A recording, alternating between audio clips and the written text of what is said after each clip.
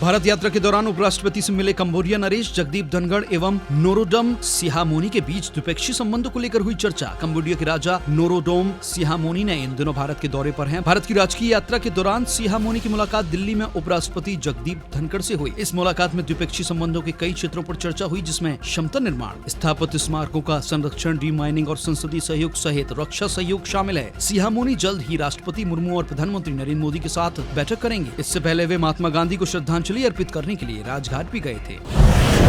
कर्नाटक के सीएम के ऐलान से वापस लिए जाएंगे झूठे मुकदमे, सिद्धरमैया ने कहा खत्म किया जाएगा भय का माहौल। सीएम सिद्धरमैया ने कर्नाटक की सरकार पाने के बाद एक बार फिर से बड़ा ऐलान कर दिया है। मुख्यमंत्री ने एक बैठक के दौरान पुलिस को जांच के आदेश दिए। उन्होंने कहा कि कन्नड़ लड़ाकों, किसान आंदोलनों, साहित्य और लेखकों आदि पर झूठे मुकदमे वापस लिए जाएंगे। नफरत की राजनीति बर्दाश्त न करते हुए भय का माहौल खत्म किया जाएगा। इसके साथ ही उन्होंने नई शिक्षा नीति के नाम पर शिक्षा क्षेत्र में मिलावट न होने देने की बात कही है।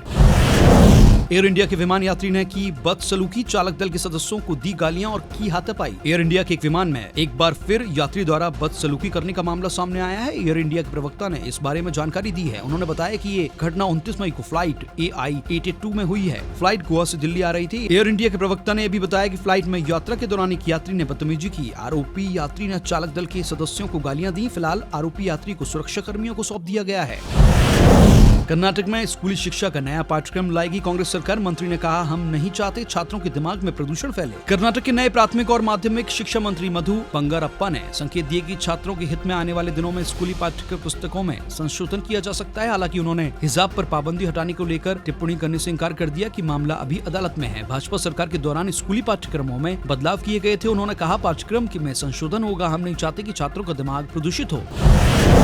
अब ट्रेनिंग के लिए नामीबिया जाएंगे प्रोजेक्ट से जुड़े अधिकारी। कूनो नेशनल पार्क में अब तक हो चुकी है 6 चीतों की मौत। कूनो नेशनल पार्क में चीतों को बचाने के लिए सरकार हर संभव प्रयास कर रही है। लगातार हो रही चीतों की मौत के चलते सरकार ने अब प्रोजेक्ट से जुड़े अधिकारियों और कर्मचारियों की विशेष ट्रेनिंग देने का मन बनाया है। इन अधिकारियों और कर्मचारियों को चीतों की देखभाल किस तरह की जाए, इसकी ट्रेनिंग दी जाएगी। इन अधिकारियों को जल्द ही नामीबिया में ट्रेनिंग के लिए भेजा जाएगा।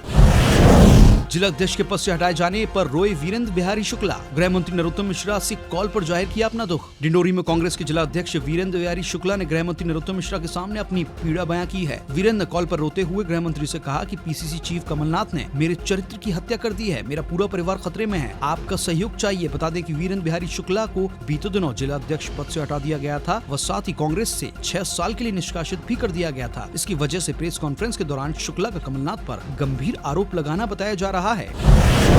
प्रदेश के होनहार छात्रों के लिए प्रतिभा संवाद एवं सम्मान समारोह का हुआ आयोजन। शिवराज ने मध्य प्रदेश की प्रतिभाओं का परचम नामक ई-बुकलेट का किया विमोचन। आज भोपाल में 10वीं एवं 12वीं की प्रवीण सूची में आए विद्यार्थियों और UPSC में चयनित प्रदेश के छात्रों के लिए प्रतिभा संवाद एवं सम्मान समारोह का आयोजन किया गया, जहाँ प्रदेश के मुख्यमंत्री शिवराज सिंह चौहान ने इन प्रतिभाओं को स्मृति चिन्ह भेंट कर सम्मानित किया एवं उन्हें उज्जवल भविष्य के लिए शुभकामनाएं दी। इसके साथ ही शिवराज ने इस कार्यक्रम में प्रदेश की प्रतिभाओं पर केंद्रित मध्य प्रदेश की प्रतिभाओं का परचम नाम की ई-बुकलेट का विमोचन भी किया।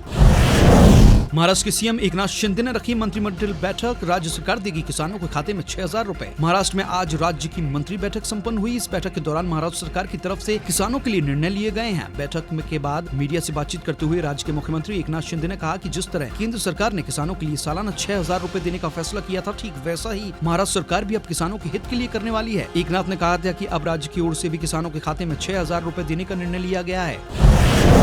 सचिन तेंदुलकर बने स्वच्छ मुख अभियान के स्माइल एम्बेसडर। महाराष्ट्र के सीएम और डिप्टी सीएम ने तेंदुलकर के साथ साइन किया MOU। भारतीय क्रिकेटर सचिन तेंदुलकर को महाराष्ट्र सरकार ने स्वच्छ मुख अभियान के लिए राज्य का स्माइल एम्बेसडर नियुक्त किया है। इसके लिए महाराष्ट्र के सीएम एकनाथ शिंदे और डिप्टी सीएम देवेंद्र फडणवीस ने तेंदुलकर के साथ MOU साइन किया है। सचिन अगले 5 वर्षों के लिए अभियान के ब्रांड एम्बेसडर रहेंगे। बता दें कि इंडियन डेंटल एसोसिएशन द्वारा स्वच्छ मुख अभियान मौखिक स्वच्छता को बढ़ावा देने में सहायक रहेगा।